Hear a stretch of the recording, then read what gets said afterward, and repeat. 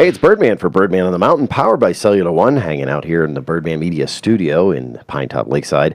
It's time for the Pinetop Lakeside Community Shout. This morning with me, I have Allison Hephner. How are you? Very good, Birdman. You're here to talk about the community gardens and some of the other things that you do with the Navajo County Public Health Services District. Yes. Mouthful that is. Yes. So what's been going on with the gardens? So White Mountain Community Garden, we entered into a project about 1.5 years ago, making it more efficient and sustainable. And we went through the stages of depression into the happiness because we had to tear the garden completely down. Right. We had some flooding issues that needed to be taken care of by making the irrigation ditch bigger. We had some issues where we didn't have irrigation to certain areas and things like that. And we also were not ADA compliant at that time. So what we have done now, and what the exciting part is we're coming to the end of this project. We have about 30 beds now that are higher up. We took 15 of those and put them in an area where it's ADA compliant for people who have wheelchairs or walkers or can't get around easier or can't bend over. So that was really exciting to be able to add that to the community garden. We've fixed all the issues to where, it used to flood and it would move the seeds, and it actually moved the entire memorial garden at one time. Oh, wow. Yeah, it floods off that deck, that parking deck pretty significantly. So we've addressed all these issues, which has been great. And now the garden is more efficient and more effective. What we're doing is a lot of people in the past were breaking their backs to do all this work, and it was just so much work because the garden's 1.72 acres. Yeah. That's a lot of ground and a lot of beds.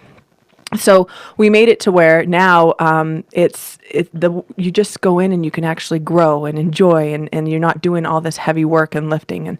And so, like I said, we're almost done. We're not completely there. We have a couple projects left. Which is as simple as making a cinder block bed for the potatoes, and then finishing the ADA compliant high-rise beds. We want to finish the ground covering. And so we're putting soil in there, and we're going to put some clover down there where we can mow it, and it's even. And then the garden, it's going right now. We've had a lot of people come up. People are starting to come up from the valley and be part of the membership. Right. There's several different ways you can become a member of the garden, and it's very. I have to tell you, watching this garden grow again and seeing every day when I come into work, because I work right next to it, and looking out there, you see like 35 to 40 people out there, and they're out there working and talking, and their kids are running around, and it's just such a great place. It's a hub for the community when gardening, not for guns. So let me ask this: being a community garden, there's a lot of community involvement from businesses. A lot of businesses have given a lot to put into this, haven't they? Oh my gosh, thank you for that. Yes, we've had Sears. Your hometown Sears was very, very big in helping us obtain some equipment that at a very, very reasonable price. Anna Banks over there was just very willing to help and helped us find the right stuff that we needed. Not only that, she went in above and beyond. We got a storage shed from her about 1.5 years ago, and it came in pieces. And as a community garden, it's a lot of older generations, even though we're getting into the younger now, which is exciting. And we're looking at this all these pieces and going, how are we going to put this together? So Anna Banks went out and she brought in these guys from the Blue Vase, and she let her guys who were working at Sears take the day to help us, and they built that for the community garden, which was a huge thing. And we actually, from that relationship, we've built a relationship with Blue Vase, and they come in and they help the garden a lot, and they're part of the garden. Right. They get their plot. Another thing which was a huge help was Jordan Hall with Dirty Deeds LLC.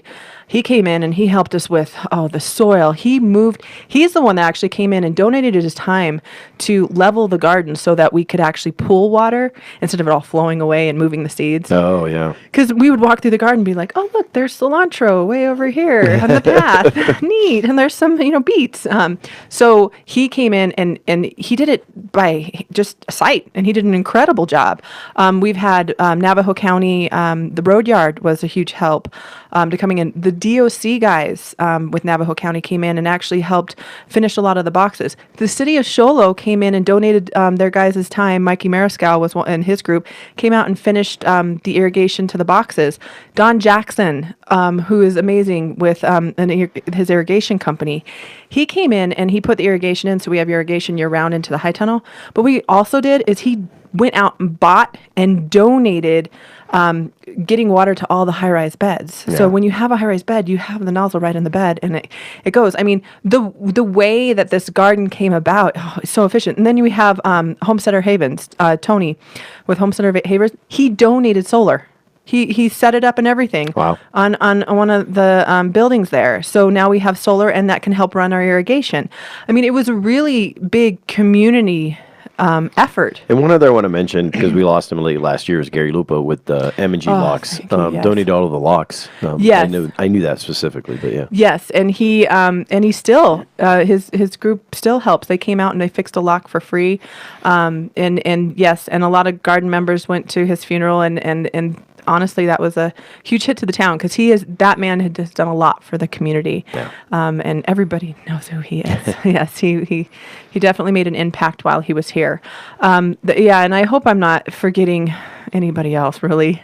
We always get into those lists of ones, and you're always like, and you search through. Yeah, but we can always add them later or give mention to them, of course, in the future. Yeah. But yeah.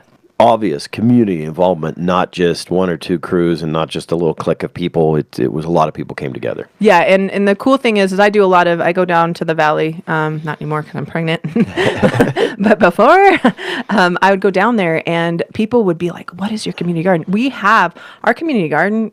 The valley doesn't have something like that in White Mountain Community Garden. Now, currently, you're also setting one up in Winslow? Yes. And so, and that has been an incredible process and a fast process. I mean, I went down to Winslow. I had a couple meetings saying, is this what you guys want? And boy, did some people jump on board. And they're receiving the same type of help from their community. I mean, they have different people that are donating the soil, different people that are donating the high-rise beds, a guy who's volunteering to help with the fence, and they have the city's helping. I mean, there's so many people out there. Mulch is being donated. Concrete possibly is being donated. I mean, everybody's coming together to just make it happen, because community gardens are an awesome place to learn. I mean, number one for me is to learn, because I don't know how to grow anything. I have a bed now, and I planted it. It could be better. and some things are dying, but it's okay.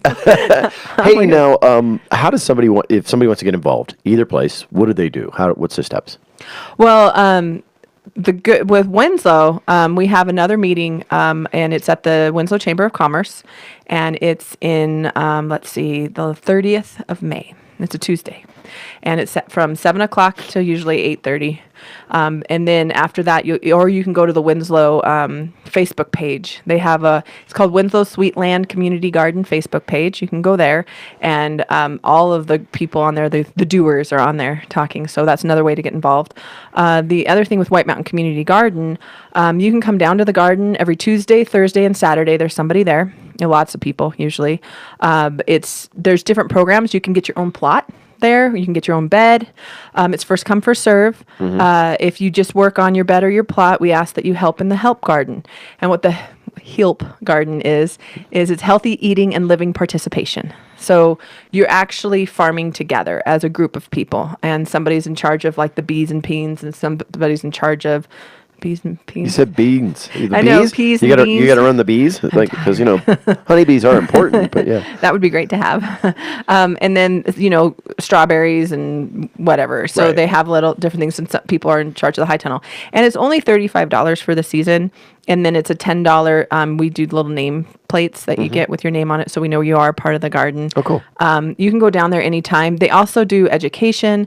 The White Mountain Community Garden Facebook page is a wealth of information. Okay. We're getting ready to partner with the city of Show Low on a show. The White Mountain Community Garden will have their own show of doing stuff on the mountain and showing people, good bugs, bad bugs, how to get rid of, these bugs, how to grow this, how to compost, which is exciting. And then we're also partnering with NPC.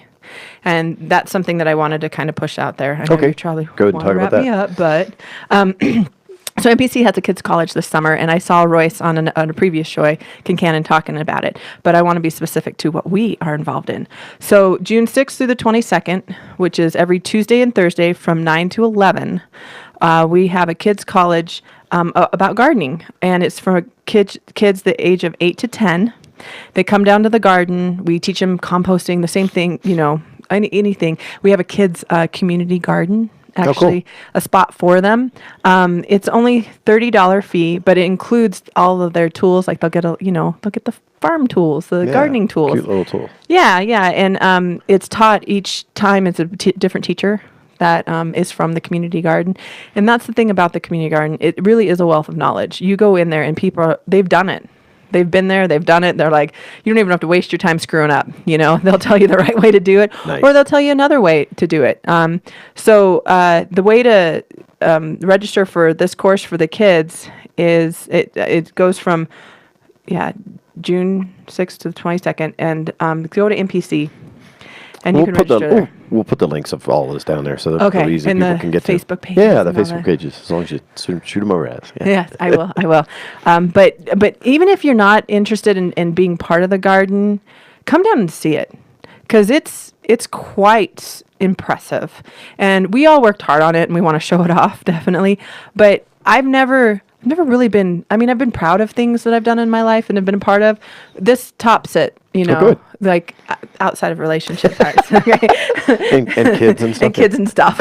But this for a community thing to put together, this tops something, and I'm very, very, very proud of it. The garden members are very, very, very proud of it, and we get to move forward and just help the community to grow. Yeah, and it's looking pretty cool down there. It's looking very nice. You could tell, and it was for a while there was it got to the point where people were like going, oh, are they getting rid of it? Because they leveled it all out. But that's the way you've got to do it: level it all out and rebuild from the beginning. So yeah, and that was hard. But now the exciting part, we got through all of that. Like, oh no, and we did it during the winter when nobody's out there. And now we're at the oh my gosh, look what it has become. Right. And we want to share that with everybody. Very cool. Any other topics you want to talk about today? I could talk about everything, but I think I'm going to leave it at that. Okay, cool. No problem. So make sure you're checking out those links for the community garden. All of those will be on there. We'll do the Facebook ones, and we'll also do the flyer here, or attach you to it, and then the information at MPC. As things go along, I'm assuming when does it all just sort of started? So yeah, we're getting things into the ground and planning, and so you're coming in the beginning of it, and then usually in October is when we finish up and start gleaning, and getting it done that way. You harvest and you glean and all that, but it's awesome way to learn. Very cool. Awesome. So the girls here, we both have 6 kids. Everybody's got their 6 kids right at the end of the school season, I guess. So nothing updated from the Pinetop Lakeside Chamber of Commerce. The Music Fest is coming up. That is going to be the second weekend in June. So make sure you're paying attention for that. We'll give you more details, 2nd or 3rd. I think it's the 16th, somewhere around there. But they'll be back on before that show happens. So we'll give you the full lineup and details on that. I'm Birdman for Birdman on the Mountain, powered by Cellular One. And like I always say, if I don't see you around town, I'll catch you right here on the web.